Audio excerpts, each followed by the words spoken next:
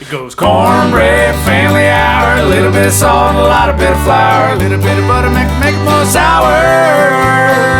That's a cornbread family hour.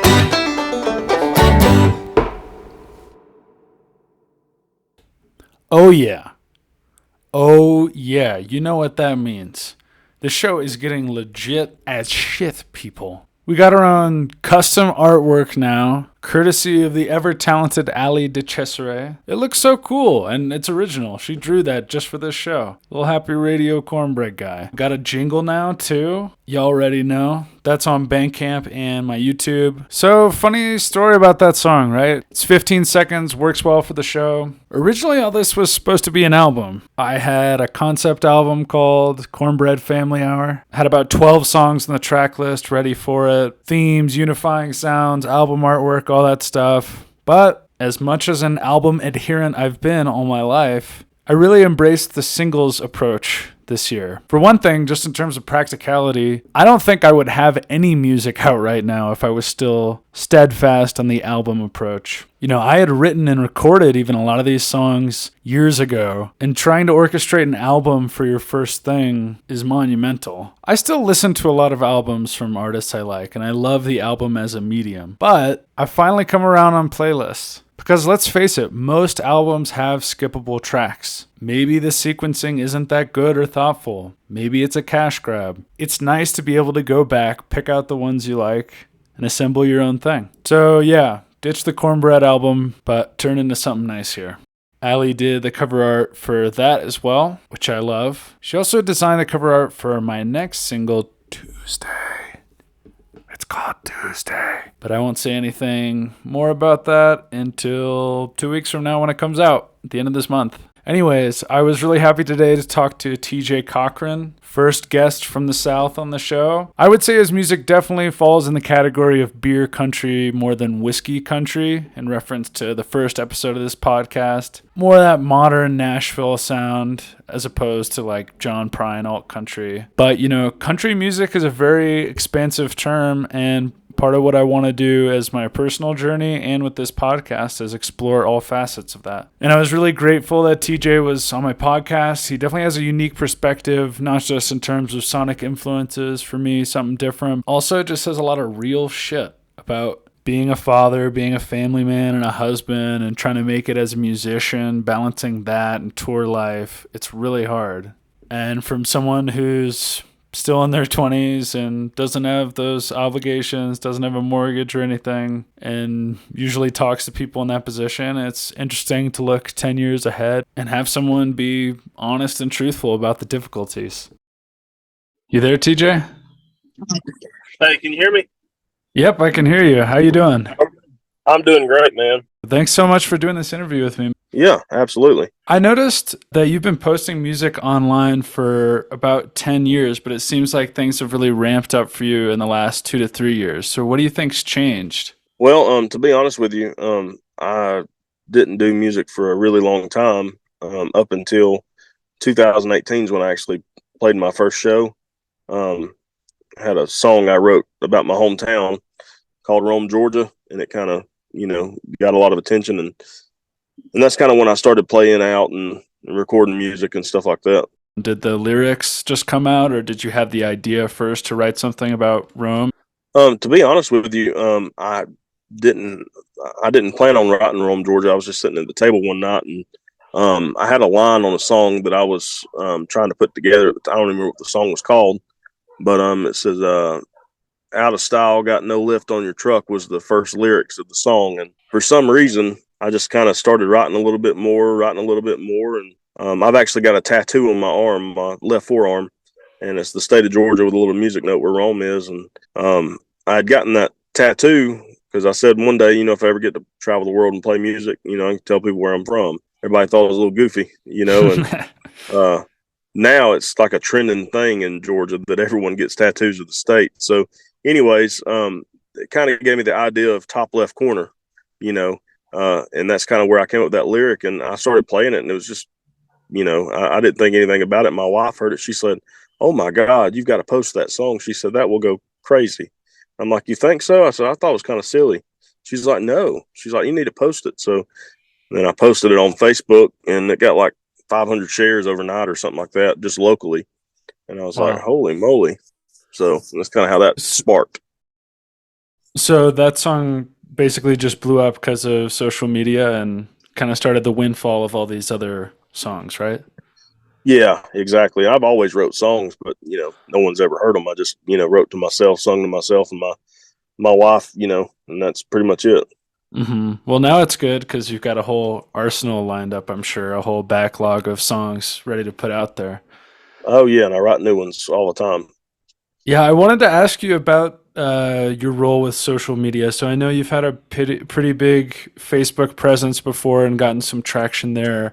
I thought it was funny that you told me before that you're not the most tech savvy person because I first Yeah. saw you on TikTok and I saw you have 17,000 followers. You have a couple videos, got it big, one with over 1 million views.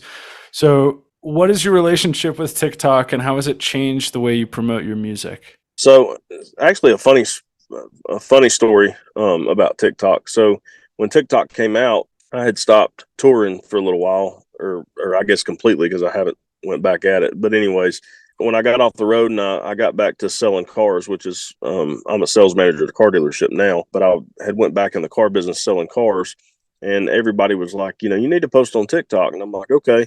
So I posted a few videos on TikTok, and like one of the first videos I posted, it got some traction. And the only reason I knew it got traction is because I logged back in like a month later, and it had like 20,000 views or something. It was something crazy. Well, anyways, I didn't post on TikTok from probably 2020 to I think up until like November or October of 2022. Me and my wife made some new friends, and I was just kind of picking the guitar at the house. And her friends like real big in social media and had a lot of success, doing it. She's like, you have got to post on TikTok. She's like, that and promote yourself. And I'm like, yeah, I know. I was like, well, I said, I don't want to dedicate that time to doing that. If, she's like, no, you need to do it. So I don't know if you're familiar with Dalton Dover. No. Okay, Dalton Dover's up and coming. He's actually pretty big. He's got a song called "Giving Up on That." It's actually on the Highway XM radio. And I'm from Rome, Georgia. Well, Dalton's from Rockmart, Georgia. And Dalton used the same guy to produce his song "All the Memories," and it's what ended up going viral on TikTok for him and got him a record deal. And he's with Sony Nashville, I think now. So, anyways, swinging back around to that's what got him a lot of success. And I was like, well, I'll give it a shot. So me and my daughter,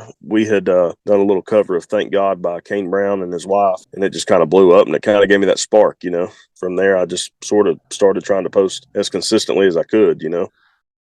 Well, it's good that they got you to put yourself out there in that way because, as I said, you've gotten a lot of traction on there. But I'm wondering, there's a lot of musicians out there who promote themselves on social media and do TikTok to try to get their songs out there. But you've had a couple songs get a lot of traction on there, and like getting, hundreds of thousands of views is not easy. So, what do you think it is about your songwriting or your persona that people are connecting to? To be honest with you, I don't know the answer to that. I wish I knew the answer because I'd post those particular songs. I would say that my songwriting comes from even doing a podcast or interview with you. You might like make a remark on here, and just kind of give me an idea, and I'll just start writing a song. Um, so there's a song I posted, and I don't know if you listened to it or not. It's called "Blue Collar Ain't Easy." That's the first one I saw, actually. Oh, okay. It's not out on Spotify yet, right? No, and I'll tell you a funny story about that song. So my next single is going to be released June 9th, which is called "Biggest Fan." It's a song I wrote about my son. But after that, my next single is going to be "Blue Collar Ain't Easy." I'm in the process of recording it, and the reason I didn't record it right off the bat is that song was a submission for a contest with Tractor Supply, and that song obviously gave me another spark too. If anyone ever listens to this or whatever, I'm in the car business, and I don't know if you're familiar with people that work in the car business, but we go to work super early and then we get off super late. So like we have no time, just like trying to schedule this with you. My schedule is just really really limited on time, and we also have a 40-acre farm, so we're busy busy busy all the time. But anyways, one night I got home and I was just kind of depressed about not being at home. And I'm like, I pay a mortgage on this house and I don't ever even get to see it. So I kind of wrote that song, even though I'm not a blue collar worker. I felt like that song could resonate with those guys that travel a lot and stuff. And the video got more views than any other submission in that contest in the country. And I didn't win. I didn't even place in the top 10, which was kind of a disappointment a little bit for me. But Weird. It either was the way, people's choice. yeah. So yeah, I was going to say definitely the people's choice because, like I said, that I've had multiple messages. I mean, I've had hundreds of people reach out to me through messages talking about how the song resonated with them and stuff. And so I'm going to release that song. But the reason I didn't release it already was because, like I said, it was a submission. And if I won the contest, then Tractor Supply was going to put me with a mentor, and then we would record the song in Nashville. That didn't happen. So now I'm doing it myself. Well, good for So you for taking it into your own hands because I'm sure there's a lot of people out there who are going to want to hear it. One of the things I like about that song with the line you just mentioned, I feel like a lot of country songs are birthed from turns of phrases, as you said, that you hear in conversation or on the TV or radio or whatever, but that just stick with you.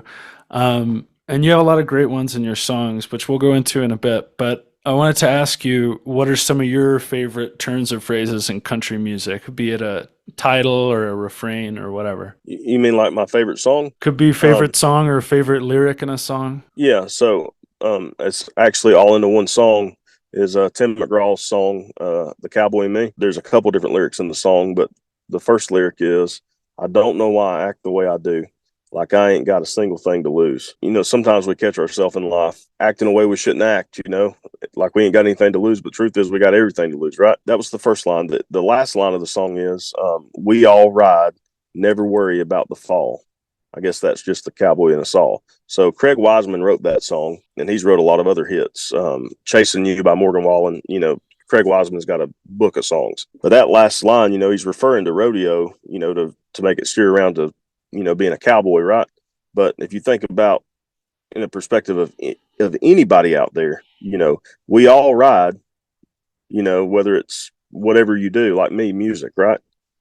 I ride, never worry about the fall. I guess that's just the cowboy in us all. That's, to me, that song lyrically, every line of the song resonates with me, from front to back.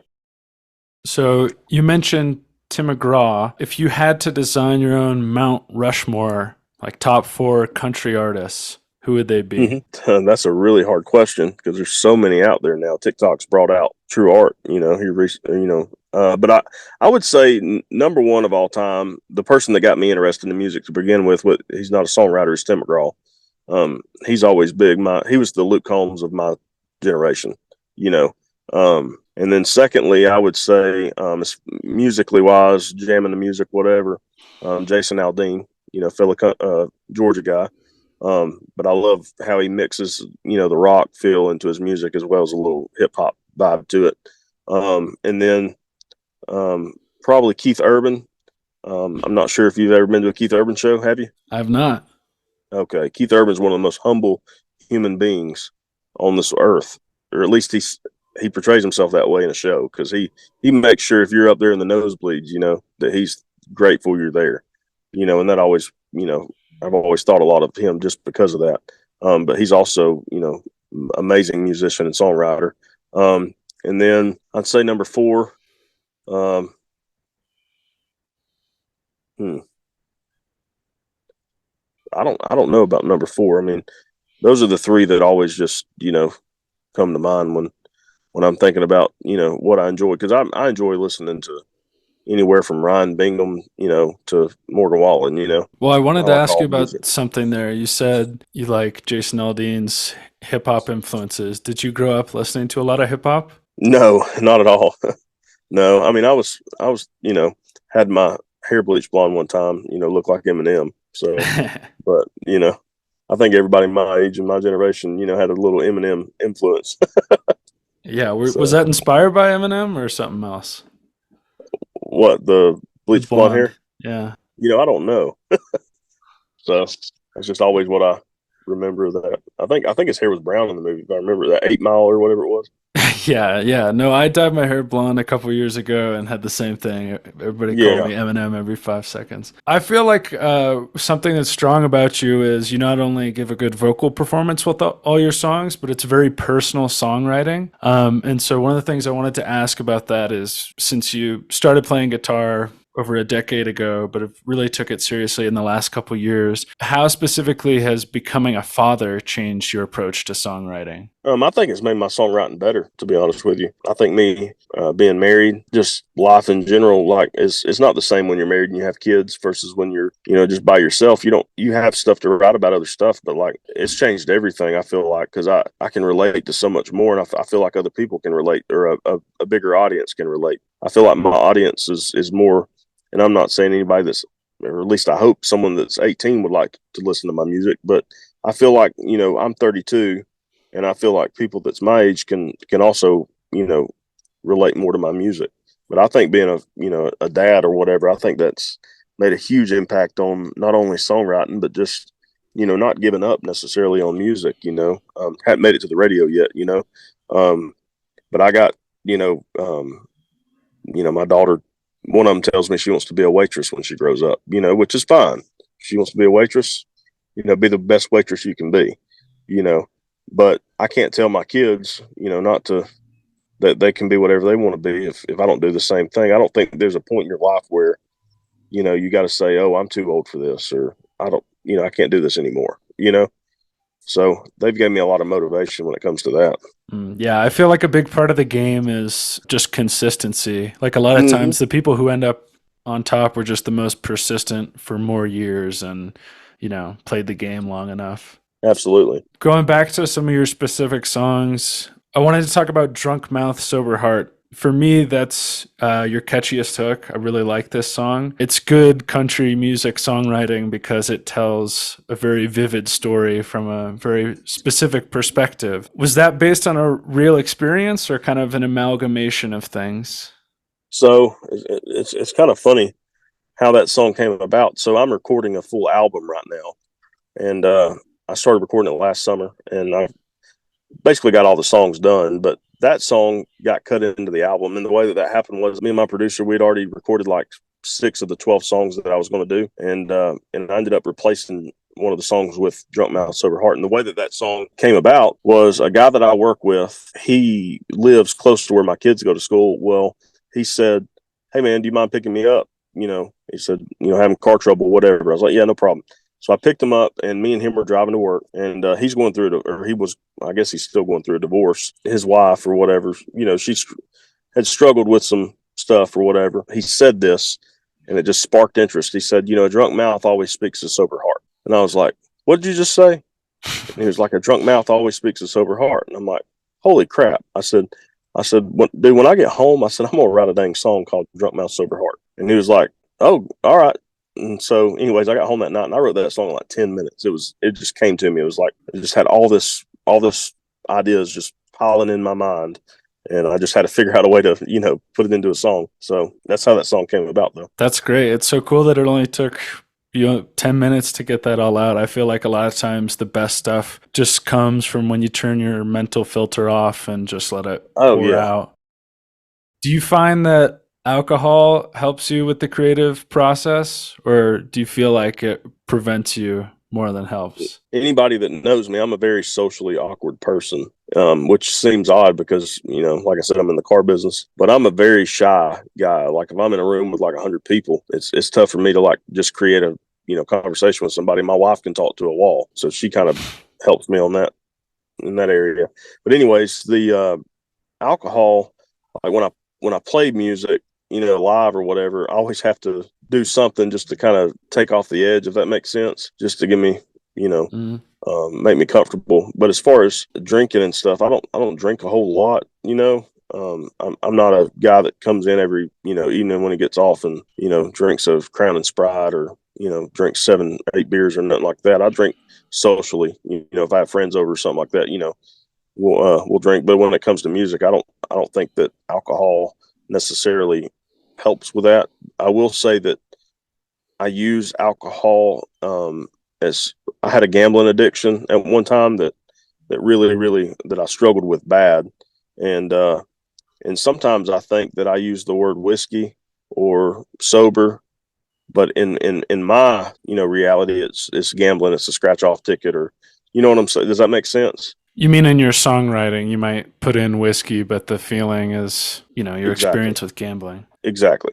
Yeah. in terms of using it to take the edge off, that is alcohol, like for a show, you feel like it's helped you socially drink, but you never had to pull a Hank Sr. or George Jones and cancel a No, show at the last second or something. no, no.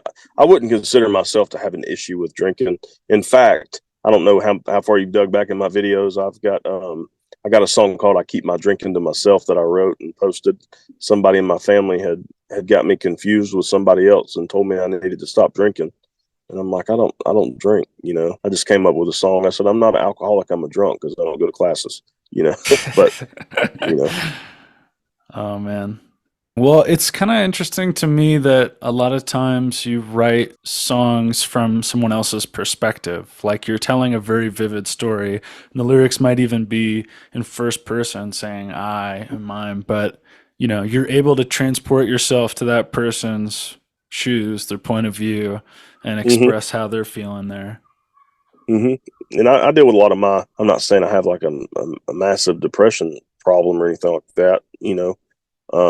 Or mental health issues or whatever. But I think we all struggle with a little bit of depression and anxiety and stress, that comes from all walks of life or whatever. And, a lot of people, use like alcohol, for instance, to satisfy that or gambling or whatever it may be. Me, I don't know how to express myself. So the way that I express myself is through a song.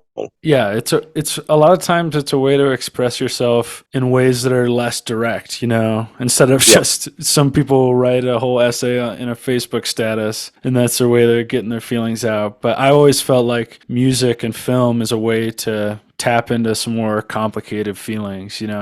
Oh, absolutely. And especially with being able to take on characters and write characters. hmm It's not like everything is 100% autobiographical, but you think about different things in life, and so they're just emphasizing different parts of your personality maybe. The other song I wanted to ask you about is North Dakota. So I feel like that one has pretty specific and vivid storytelling as well. And I hmm wanted to ask you, was that based on a real experience? hmm That song's probably, I've got a lot of songs that are very personal to me. That song is probably the most personal song I've ever written. And I questioned myself to even put it on the album because I wasn't sure if people would really like it or if people could relate to it because I felt like it was sort of all over the place. If you listen to the lyrics. And I wrote that song in a band house in Minot, North Dakota. And just to step back for a second, I did music for 6 months solid on the road. I was gone for 6 months. I was home for 14 days. And, it took a big toll on my marriage and my relationship with my kids too, because, no one ever saw me. The hardest part was, is obviously money financially, unless you got a label behind you or somebody, like a rich uncle or something. It's tough to make it in music when you got a family, and tour and stuff like that. And I felt in North Dakota, I wrote that song on Mother's Day of 2019. It was on a Sunday, and I had to stay a whole nother week before I could come home. But I remember just feeling like I was just absolute garbage because here I am playing music. Here my wife is at home taking care of my children or our children, and I had to figure out some sort of line. Like I told my wife, if we get into a big enough, financial issue and I need to stop doing music, I will. Well, at that time, that's when that was. I mean, we were paying bills on credit cards. That was the last time that I toured before I went back to work, like, and got a job, an actual job. That song is kind of like me saying, it's not fair for me to choose you over music. And then that song's also saying, like, it's not fair that I can't do music and have you at the same time. So, like, it was like I was going west on the interstate. I was running low on fumes and I was looking for the next turn to get back home to you. Home to you to me in that lyric was either to her or to music.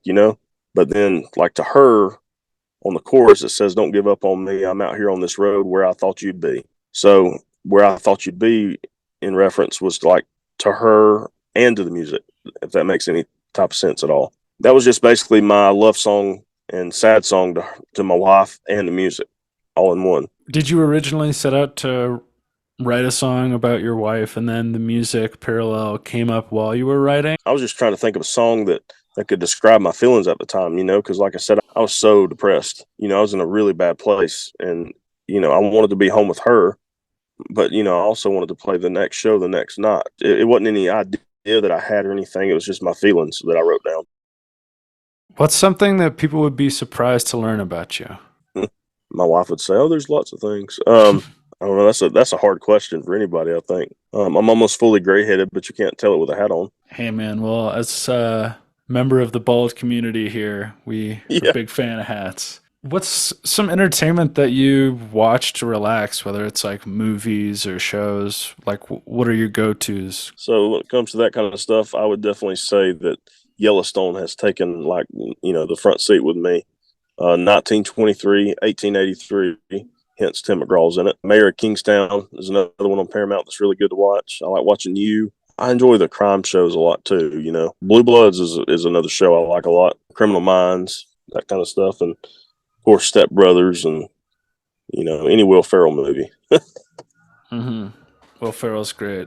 Did you ever get into Eastbound and Down? Any of those shows? No, no, The Office is about.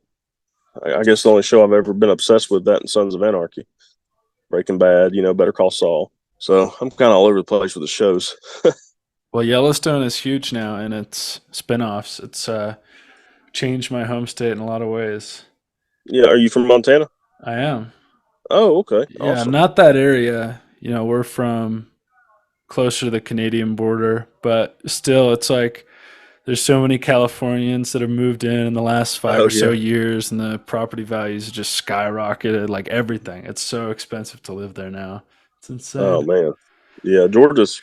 You know, our we just had our tax thing, and all of our stuff's sky high. Everything's sky high. It seems. I don't know how far down the rabbit hole of AI you've been or how much you've looked into that, but what's your take on that?